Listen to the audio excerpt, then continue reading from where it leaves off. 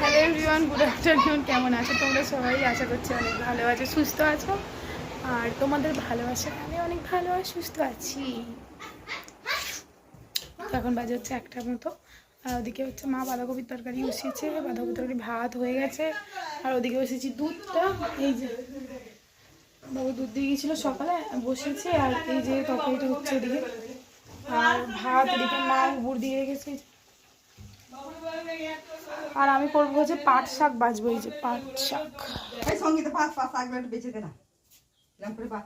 ও পারে, মা বললো আর কি একজনকে, হচ্ছে একটা ননদকে বললো যে পাট শাকটা বেছে দেওয়ার কথা। আমি পাট শাক বাছতে পারি, সেজন্য বললাম ঠিক আছে আমি বেছে নিচ্ছি, বাছতে হবে না। তো সেই জন্য আর কি আমি বেছে নিচ্ছি পাট শাক। হচ্ছে মা মোটামুটি রান্নাবান্নাগুলো করেছে, আর পাট শাকটা হচ্ছে আমি ভাজবো। তো এত সুন্দর একটা ওয়েদার, এত সুন্দরভাবে বসে আছি, ফুফু করে হাওয়া দিচ্ছে। এরপরে যে ওয়েদারটা খারাপ হয়ে যাবে, মানে কি বলবো, কি যে বৃষ্টি হবে, এখানটা পুরো যেখানটা বসে আছে সেখানটা জলে জলকাণ্ড হয়ে যাবে। তো যাই হোক, আমি পাট শাকটা একটা একটা করে বেছে নিচ্ছি, বেছে নিয়ে তারপর নামিয়ে তারপর কুটবো আর কি, কুচোবো আর কি। তো যেটা বলবো আজকে হচ্ছে আমার চ্যানেলের ফার্স্ট কমেন্ট, মানে আমার চ্যানেলের ফার্স্ট কমেন্ট, বুঝতে পারছো?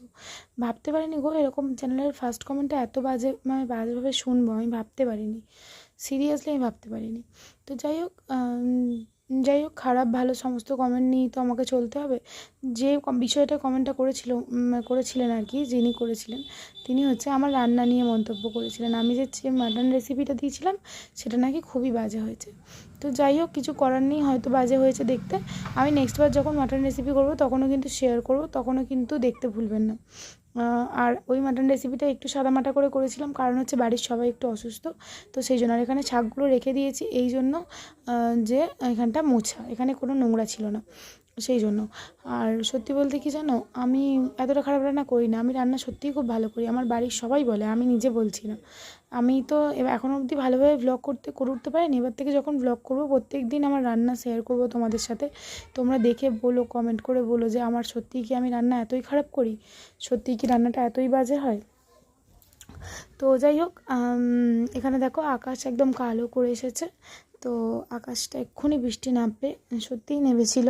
আমি তো পরে ভয়েস কভার দিচ্ছি, বৃষ্টি নামবে। আর বৃষ্টির জন্য তো আমার পুরো দৌড় একেবারে জলে জল কাণ্ড। তো কী করা যাবে, প্রতিবার বর্ষাকালে এরকমভাবেই ভুক্তভোগী হতে হয় আমাকে। শুধু এবছর তোমরা দেখতে পাচ্ছ, কারণ হচ্ছে আমি তোমাদের সাথে শেয়ার করছি। তো দেখো কী অবস্থা, দৌড়টা দেখতে পাচ্ছ? এই দৌড়টায় কিন্তু একটু আগে বসে আমি এই জায়গাটা করেই বসে আমি শাক কাটছিলাম, ভাবা যায়। আর রান্নাটা হয়ে গিয়েছিলো, রান্নাঘরে ছিল সমস্ত কিছু, সেগুলো হচ্ছে ঘরের মধ্যে একটা একটা করে গুছিয়ে গুছিয়ে তুলছি আর কি। তো কী করব, পায়ে জলে জলকাণ্ড হয়ে যাচ্ছে। তারপর হচ্ছে বৃষ্টি পড়ছিল, নিচে তো নামতে পারবো না যে আমি ধোবো শাকটা, আর অনেক দূর থেকে জল আনতে হয় আমাদের। সেই জলগুলো যদি নষ্ট করি, সত্যি বলছি গায়ে লেগে যায়। সেই জন্য ভাবলাম যে ঠিক আছে এই বৃষ্টির জলে একটু ধুয়ে নিই, তারপরে ভালো জলে একটু ধুয়ে নেবো, ব্যাস পরিষ্কার হয়ে যাবে। তো ওই জন্য আর কি বৃষ্টির জলে একটু ধুয়ে নিচ্ছি চটকে চটকে, তারপর হচ্ছে ভালো জলে ধুয়ে নেবো, ধুয়ে ভাজা করে নেবো। আর কি বলবো, জামা কাপড় শুকানোর এত সমস্যা হচ্ছে, একবার করে তুলতে হচ্ছে, একবার করে মেলতে হচ্ছে, এই হয়ে যাচ্ছে গো। তোমাদের সবারই এরকম সমস্যা হচ্ছে, আমরা হাউসওয়াইফরা যারা যারা আছি তাদের সবারই এরকম অসুবিধা হচ্ছে জানি। আর এখানে পাঁপড় ভেজেছিলাম, আর জানো তো আমার ছেলে পাঁপড় ভাজা খেতে ভীষণ ভালোবাসে। তো ওইটাই একটা তুলে নিয়ে ওকে দিতে যাচ্ছি যে বাবু খাবি, বলছে হ্যাঁ, ওখান থেকে বলছে হ্যাঁ। আমি তো ভয়েস কভার দিচ্ছি, নাহলে ওটা শোনাতাম। ঠিক আছে, আমি ভয়েস কভার দিয়ে দিয়েছি যখন, আর কি করা যাবে। এই দেখো কী সুন্দর হাসছে দেখে, চোখ মুখগুলো ছেলেটা ঢুকে গেছে দুদিনে, শরীর খারাপ করেছিল না ওই জন্য। তো ও খাক, এখানে আমারও কিছুটা কাজ আছে। ওদিকে জামা দুটো হচ্ছে নাইটি একেবারে ভিজে না, কিন্তু হালকা হালকা ভিজে, ওগুলোকে হচ্ছে একটু মিলতে হবে। তো ওগুলো মিলে তারপর হচ্ছে ভাত বাড়বো বাবুর জন্য না, মানে আমাদের সবার জন্য, বাবুকেও খাবো আমরা। আর বাবু যেখানে কি বলছিল ভগবান জানে, ফোনেটা চাইছিল না কি বলছিল জানি না। আর জানো তো আমার ফোন এই বাবুকে দেওয়া আর আমার ফোনে ভিডিও করা খুব সমস্যা হয়ে যাবো একটা ফোনে। আর তো বন্ধুরা, এখানে আজকে রান্না বাবুকে খাওয়াবো, খিদে পেয়েছে। বাবু দেখো বাঁধাকপির তরকারি এখানে, আর এখানে হচ্ছে পাট শাক ভাজা, আর এখানে হচ্ছে মুগের ডাল, আর এখানে হচ্ছে পাঁপড় ভাজা, আর এর নিচে এটাতে আছে হচ্ছে ভাত। তো দাঁড়াও তোমাদের দেখিয়েই দিই।